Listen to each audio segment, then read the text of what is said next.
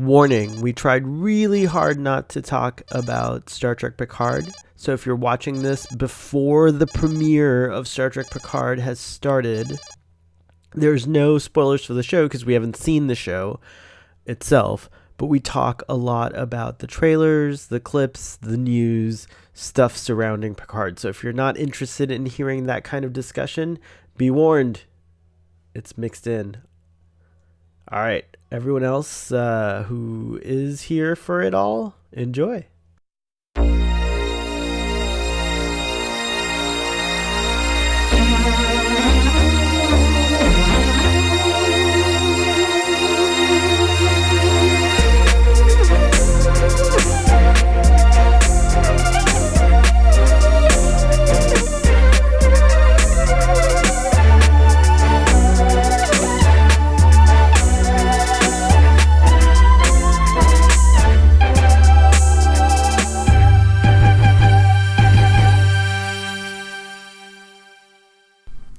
We're back on another exciting episode of Starfleet Boy, where we have a casual and informal conversation about Star Trek. We're focused on Star Trek The Next Generation. Currently, we are on Season 7, Episode 11. I thought this was Episode 10 for some weird reason. But that it is Episode 11. It is 11. Okay, cool. And it's called Parallels. And we're here to talk about it. And I have my friend PJ, who I haven't had on the show in a long time. Hello, friend. Hello. PJ. Welcome. I'm also under the weather, so this episode's just going to be awkward from the perspective of like my voice. I apologize in advance. That's okay. I'm definitely caught a cold, and it's not fun when your head's all like congested, but we'll get through it, PJ. Before we get into it, I just want to mention, because it'll be timely, that today is the 25th anniversary of Star Trek Voyager, and I think a lot of people, I was one of those poo-pooers when Voyager came out. I was like, I don't have time for this show. And then in the 2015s, I think, like a couple of my dear friends were like always debating me and telling me I was wrong. So I bought the first season on DVD, and I started watching it, and I really started to enjoy it. But life was just so busy, so I never actually completed Voyager. So now, like many years later, because this was probably in my 20s somewhere, now I'm in my 40s, and I'm on my Voyager journey, and I'm enjoying it very much. So it's awesome that I get to call myself a Voyager. Oh, I'm also working towards completing my Star Trek journey, but Voyager's now a friendly part of that. So cheers, and happy 25th birthday to Voyager. Do you like that show? I like the 7 of 9 show. You like later seasons of Voyager, is what you're saying.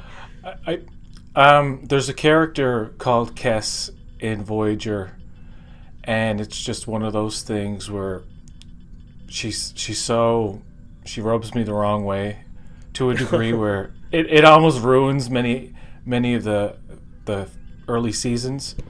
But yeah, Kes is a difficult character. She doesn't affect me quite so deeply, but I definitely had trouble with some of her choices and beliefs. She was, and then her species is weird, and well, we won't get into it. This is not our Voyager journey. When we get there, I'll make sure to include you, though. Well, especially in the later seasons. Yeah. When 7 of 9 joins. So do you want to give the summary for this episode, Parallels? Do you remember the format of Starfleet Boy? It's been a while since you've been on. I didn't prepare any kind of summary, but I can go through it. I can go through the gist of it. Let's do it. It was a complicated episode, I'll say that. I had a lot of notes. Well, you can interject at any time, but it's basically starts off with Worf coming back from a Batlet tournament where he won champion standing.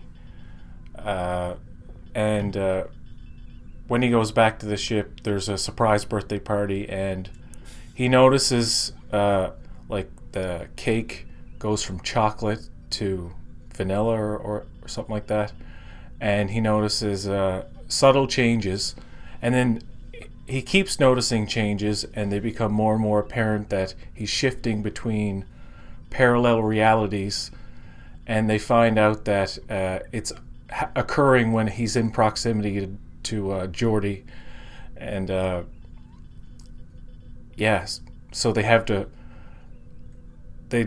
determines that they have to find the original shuttle, or right. Yeah, and this is the episode where what Discovery uses later on for quantum signatures to explain how they can travel back and forth between the mirror universes, or between the whatever, the mycelial pathways to universes or whatever. So yeah, this sets that up. I think this is the first episode of Star Trek ever to acknowledge that within the Trek universe there is a multiverse. There's literally a Trek multiverse, and the mirror universe is obviously a part of that. This Wouldn't was it be popular. Oh, go ahead. Sorry. I know it's like a stupid missed opportunity that like probably nobody would have thought of at the time, but wouldn't it have been cool if one of the ships was like the mirror version of I thought of that next gen?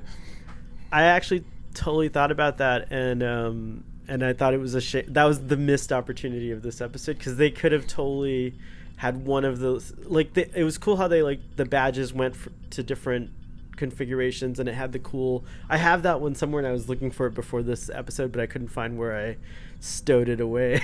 But anyways, things like that changed, and I was like, man, all they would have to do is design a mirror universe version, and that's as subtle as it could have been. It didn't have to be like a whole production, but that, and darker lighting, of course. it seems that many of the quantum realities that come into play, especially at the end of the episode, are all very similar or close to the same quantum signature, I suppose. But I do like that part where you see the disheveled Riker with his long beard. And he's like, the Borg have destroyed everything, and the other Riker's just looking at him in shock. And then, of course, they have to kill them because they're firing on the shuttle that Worf's in. But yeah, Worf travels back through the anomaly, and he's back to normal. But I have a question. There are moments. Sorry, go ahead. Oh, sorry. I had a random question because earlier we talked about the Kelvin timeline. So could we also agree that the Kelvin reality could have been also present? Yeah, you could, yeah. Awesome. That's awesome. Yeah, I've always believed that. I believe that the Kelvin is a reality, just like the mirror universe. It's another universe, and, it's another sandbox, if you will. Yeah. All right, thanks. Good acknowledgement. Go on. What? Yeah, I think that's it. Well, there are really nice moments with Deanna Troi in this episode. You get to see her as Worf's wife, and there's a really good comedic moment where he goes to his quarters and she's there sitting on the bed, and he pokes his head around the corner, and then he sits down on the bed. She starts playing with his hair and rubbing his shoulders, and he's like, ah! He freaks out. That was pretty good. I like that. That was super good. It's true. I loved that. I totally forgot that this kind of was like a foreshadowing of their actual short-lived relationship that's still coming up ahead. So I thought that was pretty cool to see it in hindsight from that perspective. What did you think of Worf and Troy as a couple? Yeah, it I don't know, it works, but I mean it's all really dependent on her affection and her ability as an actress to show she is convincing as someone who's been married to him, and it's in this episode. Yeah, you're absolutely right. She kills it. And she's really great. When we say she, we're talking about Marina Sirtis, because she does an amazing job. Yeah. And I like how Worf is like very sensitive toward her, and he tries to, he's trying to console her, but and I like the fact that she just instantly believes him, like she doesn't doubt him for a second. I'm like, that's awesome. And pretty consistently across all of the different realities, she's the one who's encouraging him and like really trying to help him figure out what's going on. And I think that you see that beautifully done as you're being given each reality, because she's like, sometimes she'll be in uniform, so you know that in that reality they have a different relationship, possibly, like, so as we're hopping around through all these like changes, and they're all subtle, like sometimes she'll be in her dress, sometimes, like all these things, we know like, oh look, like these things are parallel, like the episode title suggests, like these things are happening very similarly across the board, but there's still something off, which is Worf, which is a brilliant device to like kind of take you through it, and he is successful in correcting the the mistake, thank goodness. Did you find the reality where Picard died, where he was killed by the Borg, and Riker for 4 years has been the captain? I found that was a really interesting part of the episode. It's like, what if? It's a what if reality. Go ahead. The episode does that. No, you're. I feel the same way. I was gonna say something similar, which is that the episode for me hit the emotional cue with that choice of reality. But what I loved also was that like these were what ifs based on choices that were throughout the whole through the whole show. So like that was a what if at Wolf 359 Picard had died. I mean, Locutus had died. If we actually defeated the Borg in that reality, which could have happened, by a hair or something like that. And I like how Riker says later to the other reality Picard, he's like, "It's good to see you again." Mm-hmm. Yeah, it was nice. Riker says that to Picard, and Picard looks kind of like, I love how he just like reacts like, "Oh, I wish I didn't know that." Like, it's too much information. Like, you're spoiling the future, number one. Or you're spoiling your reality. There was also that crazy hellish reality that they were so crazy that they were going to try to destroy the shuttlecraft to prevent from going back to their reality. It seems like a nightmare where the Borg have just completely taken over. It's interesting that that was one of the realities of the future. Well, that we all wondered what would happen in the future. This is all before anyone ever knew there were going to be films or anything like that. So when you watch the show, when it aired, you were like, oh my God, like, could that be the Federation's future? Like, are the Borg, is that how the show's going to end? I like that reality he jumps into where they're battling the Cardassians, and he doesn't know the configuration of the panels, and it ends up causing Geordi's death. That's awesome. Yes. Well, it's not awesome, so terrible. But it is awesome. It's interesting. But also there was one version of that, and I think it was that one where, of course, Wesley was back. Yeah. And we have Will Wheaton back. He comes back again, but it was one of his cameos because he wasn't a full-timer anymore at this point. And then there's the Cardassian there's actually one reality where Cardassians are a part of the Federation and serve in Starfleet, and Bajorans were like the kind of the oppressors, and like they had beaten the Cardassians in that reality, and that was really interesting too. They did a lot of cool like playing with the configuration that we love and know of Star Trek. Yeah. Just like Discovery, which I maintain takes place in a parallel universe. Well, that's the way I view it. I don't view it. Okay. Yeah. That's the only way I can enjoy it. Well, I enjoy it more. I already enjoy it. But you're right. It makes you enjoy it more if that's the premise. But Kurtzman made some pretty positive comments recently, talking about if we see Worf, he will look like Worf. He won't. I know. I saw that too, and it was very reassuring. And their canon explanation for different designs is always going to be Well, it's regional. There are many more different designs than you thought you saw. Like in Picard, there are going to be at least 3 or 4 different Romulan designs alone. So yeah, I love that, and I'm glad it's happening. I'm actually glad that happened because it's a really good way to accept the Klingons in Discovery. It's kind of like how I rationalized it, was that ultimately in universe there are different kinds of Klingons, and this faction was in control, and maybe something happens and another group are. So we just have to figure out how to digitally insert those other Klingons in the next version of TNG on DVD, and that'll solve the problem right there. In fact, you could digitally insert all the Discovery era ships too into scenes in a so let's remaster TNG. or when you remaster DS9, introduce some of those things. It'd be cool. Wait, when they remaster DS9? Yeah, if they ever get around to. Yeah. Oh, sorry. No, go ahead. Let me repeat, because I lost the connection for a second and you froze. Yeah, you were cutting out a bit. Yeah. You know how George Lucas messed with the Star Wars trilogy? George Lucas, he went back and digitally updated the original Star Wars trilogy. There's no reason why in Deep Space Nine you couldn't insert a Crossfield class starship.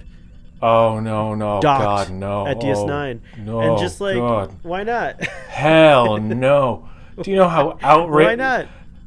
If they George Lucasified the Star Trek universe, you know what? An old Star Trek does that well. Fan.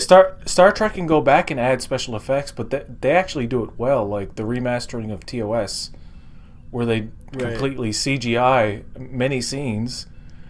That's really well done. In 10 years, you can redo all the effects in Discovery and just change, because that's easier to do, I guess. Well, you know what? The Discovery Klingons, they tried in season 2 to show more TNG style mixed in with the Discovery style. I love how our conversations always go to this. This is where we always end up. It's there's going to be Cardassian. There's going to be Cardassians in Discovery season 3, so that's going to be cool to see. That's true. Cardassians in the Discovery verse. And whatever Morn species, I forget already, but that's going to be really cool as well. Oh, my computer. Oh, good, it's still going. Okay. I'm going to try something cool with this where I'll edit in photos of scenes that we're talking about to see if, it's just something cool to interrupt with and practice my editing skills. So feel free to be like, Starfleet Boy, insert a photo of this when I'm, or find this and insert it here, and I'll magically do it during our discussion. Okay. I have a volunteer video editor, and he's great. So you can and he answers to Starfleet Boy commands. So sometimes, Database Boy. That's the way you do it. You have to say, Database Boy, do this, and then he's like, oh, okay, I know what to do here. Try it, so we can get our first one on screen. Try what? Database Boy. Database Boy, insert such and such here. He'll do it. Database Boy, insert picture here. What Worf and Deanna Troi. Excellent. And now it'll appear there when we publish this. I'm totally lost. You'll see if you watch this conversation afterwards. And again, I apologize for it's going to be edited because of my cold. I apologize that I'm sick. It's okay. You don't have to apologize for being sick. The video sometimes cuts out, so I apologize if you don't hear something too. So, but I think you're going to love the final edit. Is all I'm saying. And if you ever want something on the screen, just say Database Boy, blah blah blah, exactly like you did. It would be awesome. What did you think of the Bathlet competition and how Worf is like, I sent in the one reality, I sent my brother in my place, but he is not as good a swordsman as I am, or something like that. I thought that was really funny. Oh yeah, and the reality where he didn't even go to the place. Yeah, actually, as the episode moves on, the realities get more and more like out there. There's one point where he doesn't even have Alexander as a son. Oh yeah, but he has 2 other kids. Yeah, he's like, children. What are their names? We have kids. What are you talking about? I think he's shocked because of that season 1 comment he made where he was like, humanoid women couldn't handle intercourse with a Klingon. Ramming speed, that's the problem. Yes. Prepare for ramming speed. Database boy, enter clip of Enterprise crashing into the scimitar here. Now you'll see it like later when I put it on YouTube. Nice little ship. He's like, little. Anyway. Worf is an awesome character. You do remember how to fire weapons, 7. right? They're so mean to him. Can I just point out something about the episode where you see Geordi's corpse, right? And there's one shot where he's pretty much covered, and then Worf gets close to him and shifts to another reality, and it's literally just this little tiny piece covering his dick and balls. It's so hilarious. Yeah. Some realities are less modest than others. Yeah, that was the mirror universe. That was that could have been actually the mirror universe. Wouldn't it be interesting if we were actually seeing a mirror universe thing and they just had regular looking badges? Like they just changed at some point where they don't use the blade anymore or whatever, you know? So we might have been there. But the mirror universe doesn't ever formally make it onto TNG. Like we never go to the place where we hear the history of the mirror universe like being told to establish that we're there. So it's only in comics and I think some novels or something. Discovery hot retake on Discovery right here live in front of you. I actually like the show a little better when they go to the mirror universe. Oh yeah, episode 10 of season 1 is the best one out of that season, I think. Actually, I think the 3 best episodes of Discovery are the ones that are directed by Jonathan Frakes. Yeah, it's true. I think so too. I agree. The Discovery, I would have loved it if they started the show in the mirror universe and then did like a kind of like a non-linear storytelling where then they went back and showed us how we got to the mirror universe or something like that. It would have been an interesting way of telling the show. Yeah, might have played out differently. I wonder if you can rearrange. Back in the day, we used to have VHS mini collections, if you will, that told like the gist of a story or an arc. So you would have like, as an example, all the Borg episodes. You put them together, you know. And you could arrange them, you know, according to their star date or whatever. And it'd be neat if you could do that and rearrange Star Trek Discovery, and it would still make sense. I don't think you can, but I think it was intentionally told a very certain way. I think those first 2 seasons are best left forgotten and buried in the dust. In the dust of the historic winds of time. I thought you liked season 2. I don't like either season as a whole. Like problem with the seasons are they start off with a lot of promise and then they don't pay off well.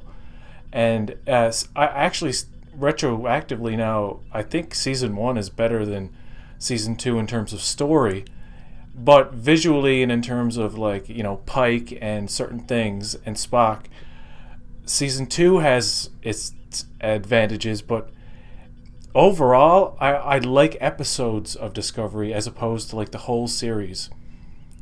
I find most episodes mediocre, but there are certain ones that I really like, and there are a couple that I really, really, really don't like.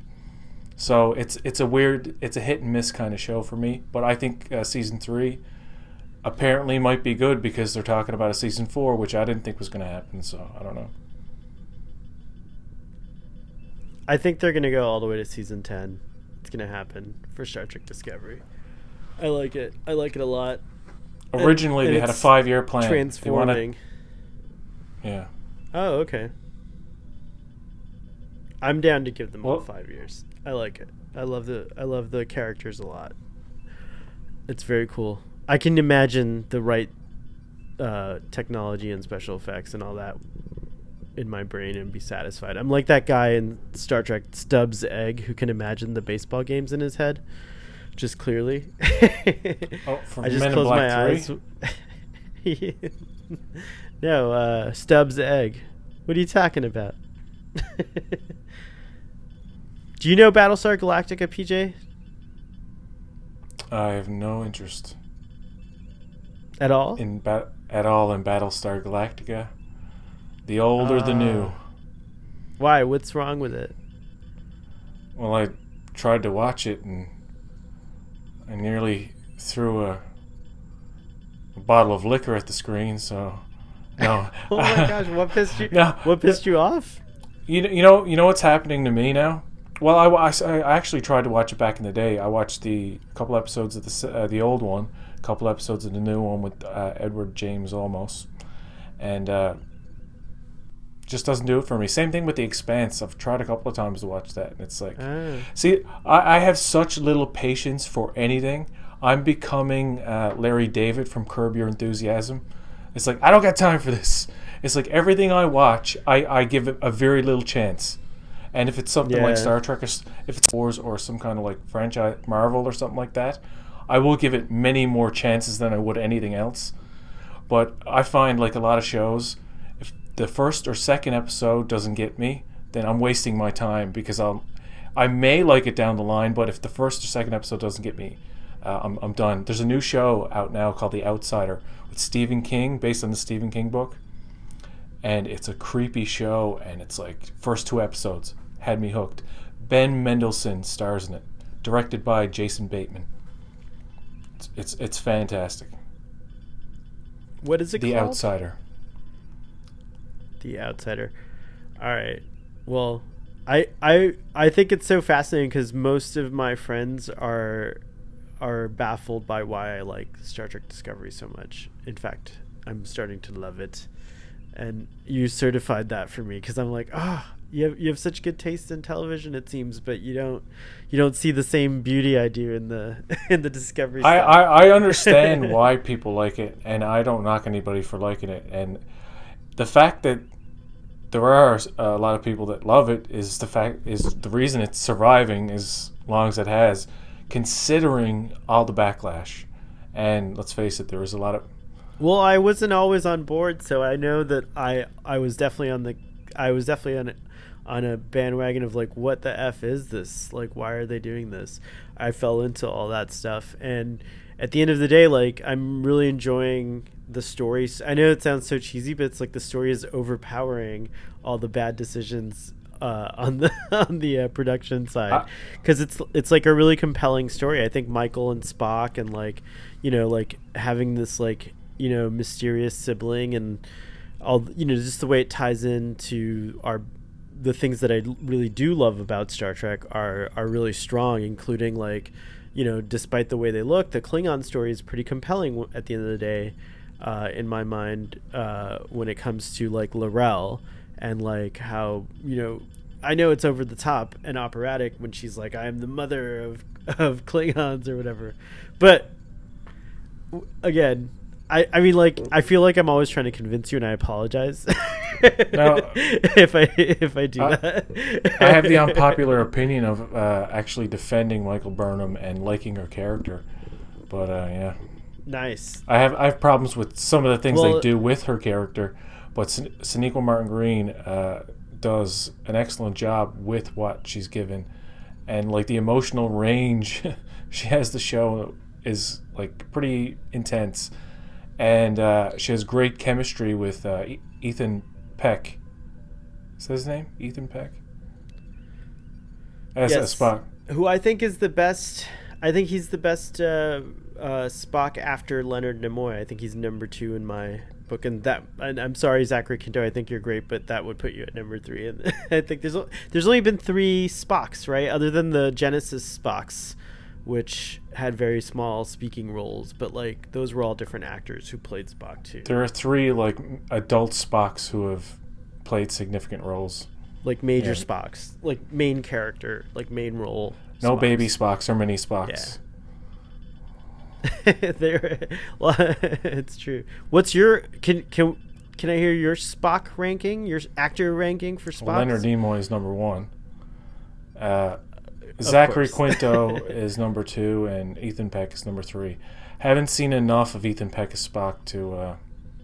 I had 3 movies with Zachary Quinto, and he never disappointed really. Like he was really great at portraying the anger that Spock could have, because even in the original series, I mean, he got angry sometimes. I think it was Amok Time. He's like freaking out and throwing trays at the nurse. He's like literally being abusive. I recognize that, but I guess it's like I keep forgetting that by the time Spock had the actual experience in his timeline of like, you know, sacrificing himself for the Enterprise against Khan, he was much older and more in control of his emotions. So I keep comparing but that's a great point that you give. But yeah, to me it was totally off-putting when Spock loses control. But you're right, he's a younger Spock. Everything happens earlier in the Kelvin timeline, so that's a good point that I never actually thought about.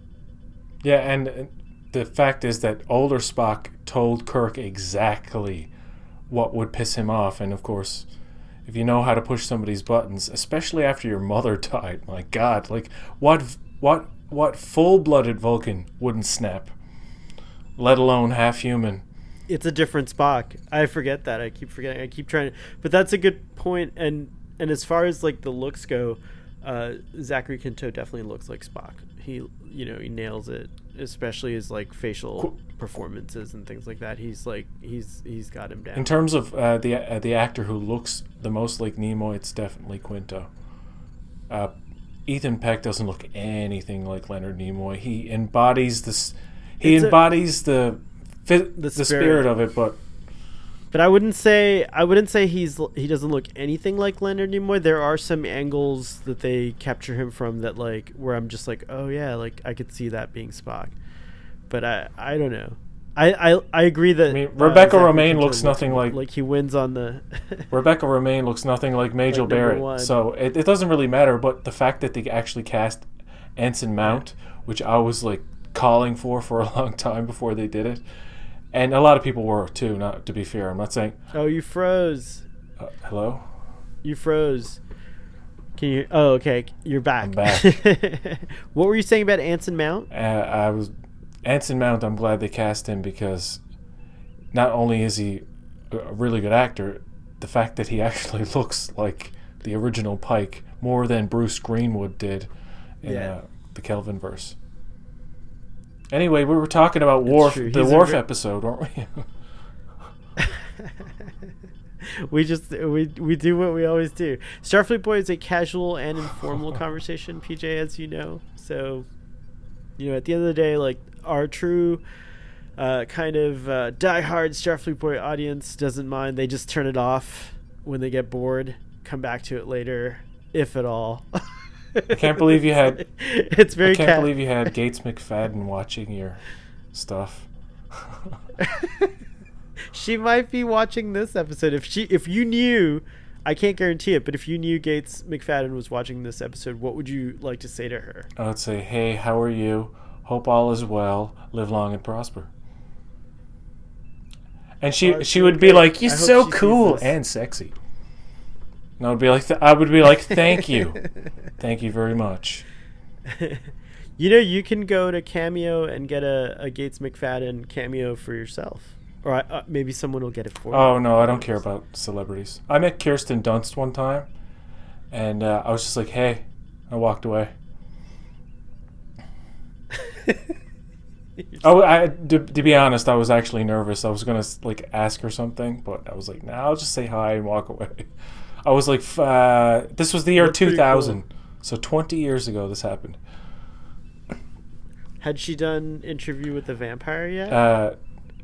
The only she had done that in like the six years earlier, but she was at the theater while during when Small Soldiers I think opened, and I don't know why she was there, but she was there anyway. For a short time, I lived in Los Angeles, and it was overwhelming. People are in front of you in line, and they're like, "Oh my God, someone you know from film or television," and it's really, you get used to it after a while, but at first it was very shocking. I made a real buffoon of myself to Leonardo DiCaprio, and I hope he doesn't remember that. Are you serious? Maybe he does. Yes, it was like at a coffee shop, and I nearly dropped coffee on him, and I was so embarrassed. I never acknowledged that I knew he was Leonardo DiCaprio, but it was obviously Leonardo DiCaprio, and I was just like, "You spilled coffee?" Really. No, I. You nearly spilled coffee on Jack from Titanic. Yeah. He wasn't Jack yet. He wasn't Jack yet. That's the thing. I knew him from Full House. He played Luke on Full House. You're talking about growing pains. He had already done a couple of movies. I think Basketball Diaries was the film he had just done. So that was like 95 or something like that. 96, 95 or 96. Yeah. So this was definitely like around 96. Yeah. When I was a wee bairn. What were you doing in 1996, PJ? Going to school. And I had a dog. What grade was I in 96? I think it was grade 6. Whoa. I think that's crazy. No, it was grade 5 or 6. Yeah. Were you watching Star Trek? Oh yeah, I started watching Star Trek 30 years ago. Oh, I know I asked you this on your first episode of Starfleet Boy, but if you'll refresh the audience that's new, what was your first Star Trek show? Star Trek The Next Generation, second season. Episodes I remember were the Shinzoid Man. Is that how you pronounce it? Oh, the Schizoid. That's Schizoid Man. Yeah. Is that the one with Data's grandfather? To know him is to love him. Yeah, figuratively, it's his grandfather. Yeah, not. Right. No, But, I know. I just call him Grandpappy. He taught Soong everything. We just talked about that episode actually. My aunt had a VCR, and we didn't have a VCR back then, and she taped off that episode and the Simpsons episode where Bart tries to jump over Springfield Gorge. And those two things were on that VHS, so I watched that. I watched Awesome. that episode of TNG a lot when I couldn't find it on TV. Right, I would just keep watching that one, and then I got. So you know that episode? Did you do that episode with me? No, I don't think. I don't think you did. Oh, okay. But that was the. We do so much. That was the first one I remember, like that got me kind of interested in the show. Right. I'd seen bits and pieces of it before, like what's this weird sci-fi thing? I was always like drawn to that stuff. But the first movie I ever saw was 6 in 91 or 92. It came on the pay TV movie networks, and we got it for free. You get like a free preview of it every so often, and I was like, what's this movie with all these old people? But it was interesting. Because I was interested in the Klingons and stuff, And then I remember my dad telling me it's based on an old series. And then I saw the original series and I was like, oh, this looks like crap. William Shatner doesn't even look like the same. I remember thinking, William Shatner, I thought it was a different actor. I said, they got a different actor to play the old guy. I was like, no, that's William Shatner. Because he had aged so badly at that point. He didn't age well. Neither did Leonard Nimoy, not to be disrespectful, but those actors. So what grade were you in? What grade were you in when Star Trek TNG ended? Oh God, it was 94. So, like, cause you were watching. Yeah, was it 94? Yeah. I remember I was 11 or 12 years old when I saw Generations. So. That was the first. That was the first one.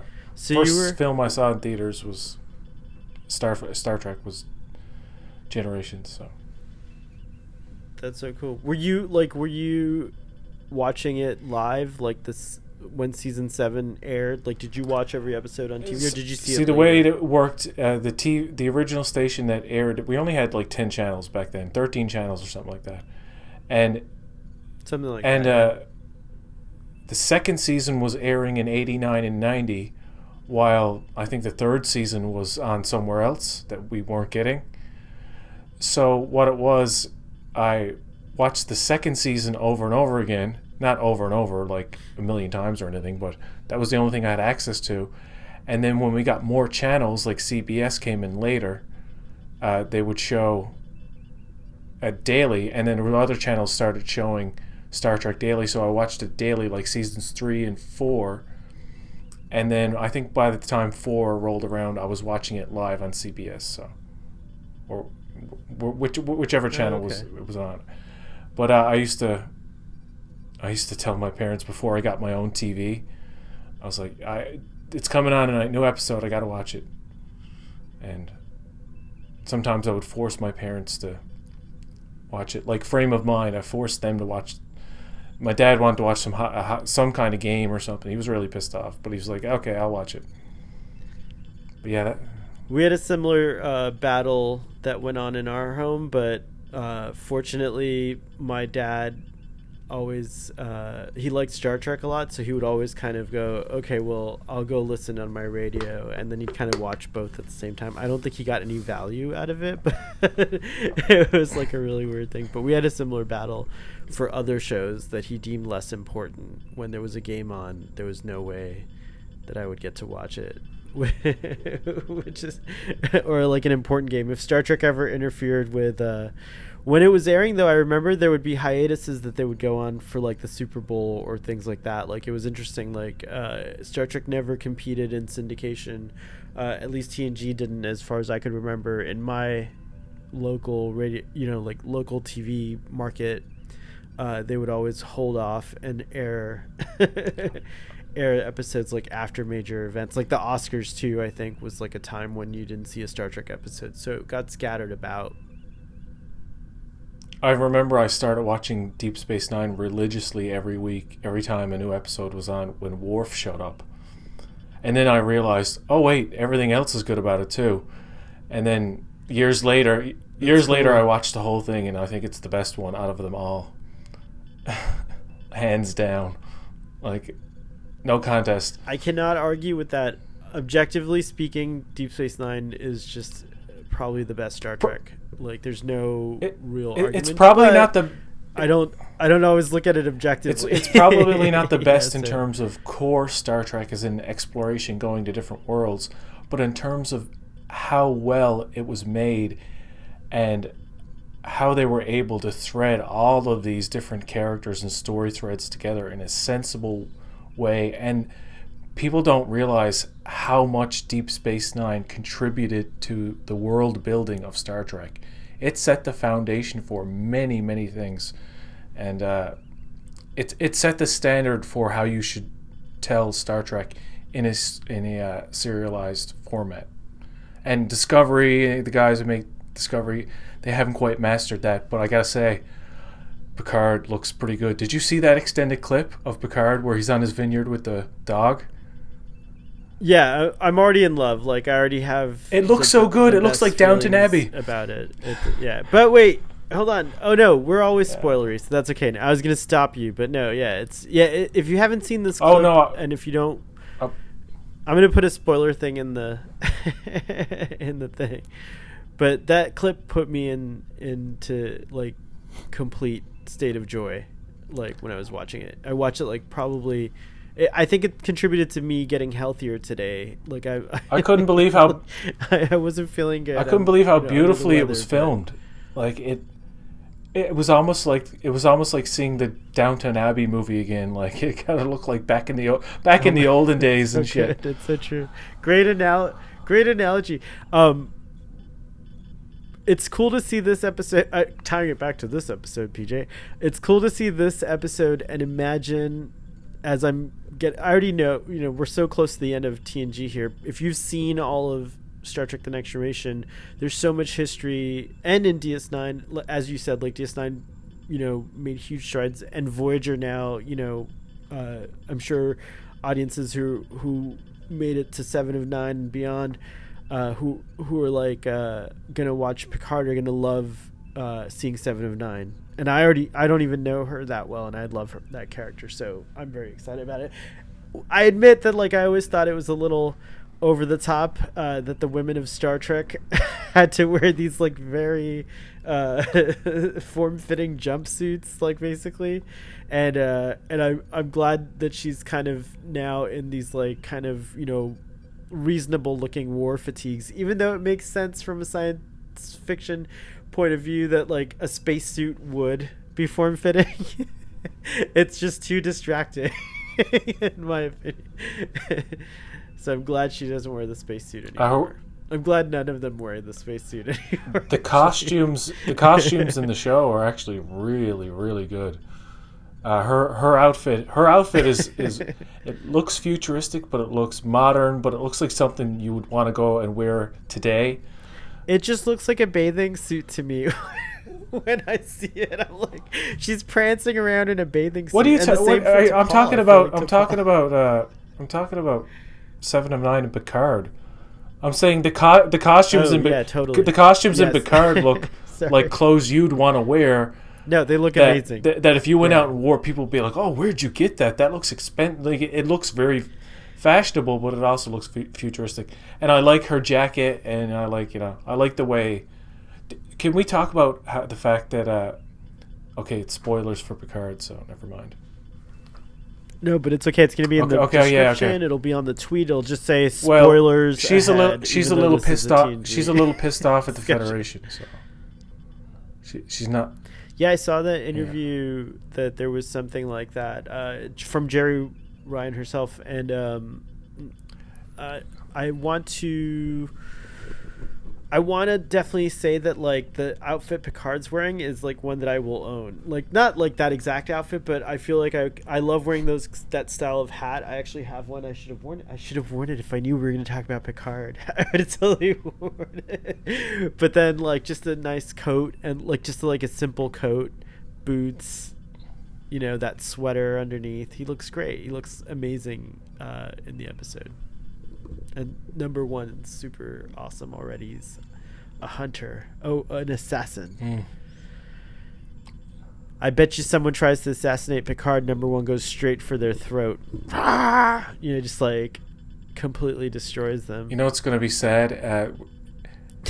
There's guaranteed to be a scene when Picard has to leave and he can't take the dog with him. And it's going to be this. It's going to make people cry. And okay, the caretakers are going to take care of the dog, obviously. Those are the same caretakers that are in the Countdown comic, by the way. I haven't read the Countdown comic, so you'll have to fill me in. You get their backstory, basically. What's their backstory? They're ex-Tal Shiar. Ooh.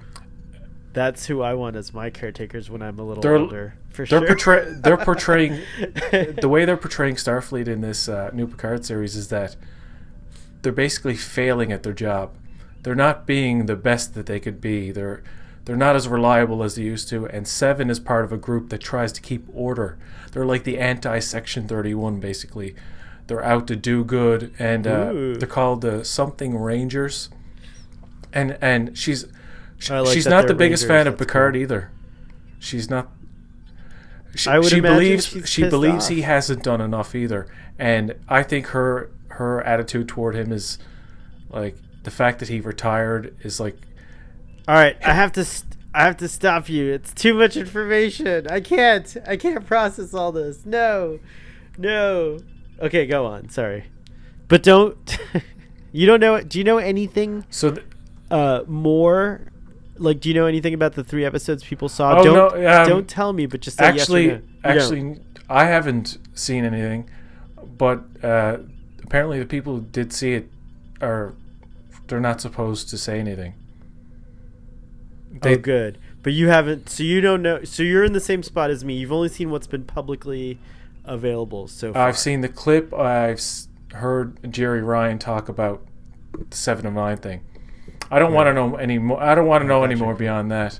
If there was a spoiler review, out there, I wouldn't go near it.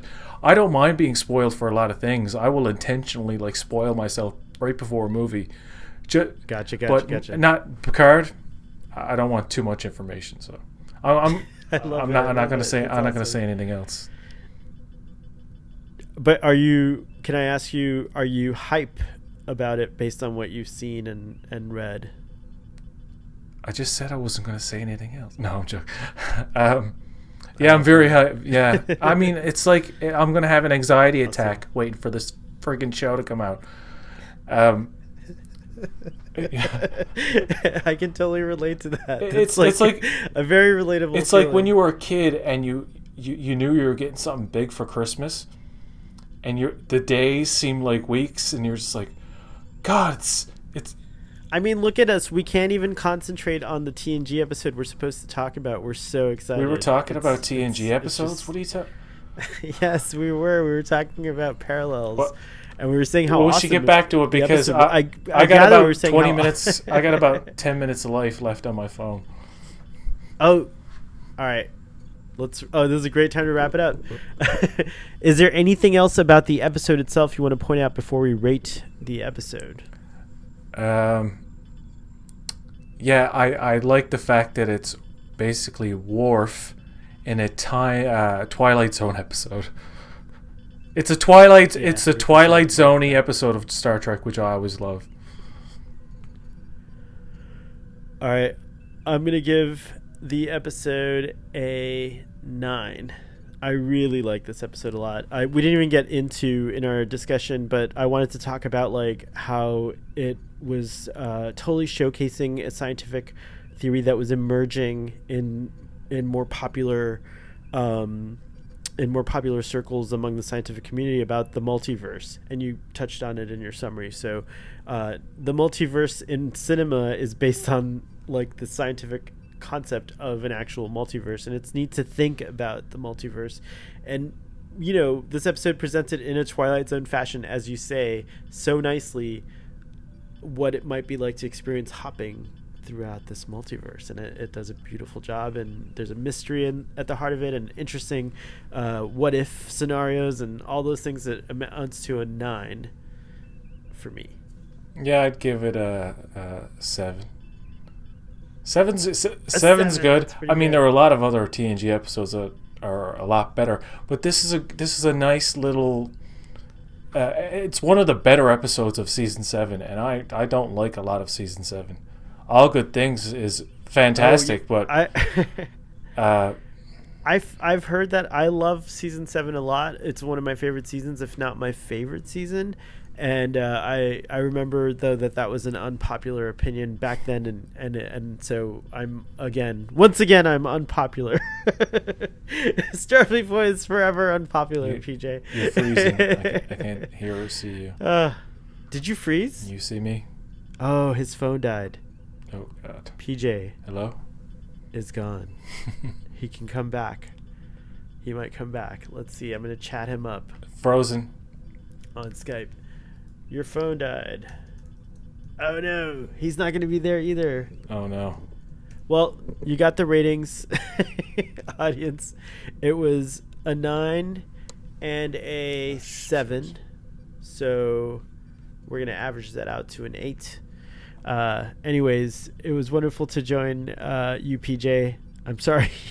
You did warn us that your phone was going to die. I'm just getting freeze frame. We have this great picture of you. And I'm going to say right now, I don't know if you can hear me. Oh, you just moved. Oh my gosh. I hear you. Are you back? Okay. Oh, whoa, you actually came back. I was saying goodbye and everything. Like, I was like, thanks, PJ. You were frozen the whole time. And I was like, it was wonderful. When you hear this, I hope you know it was wonderful to have you on the show. Okay, you're frozen. You're frozen again. Frozen. Okay. And all that stuff. Oh, you're frozen again. Well, live long and prosper. And we'll see you next time.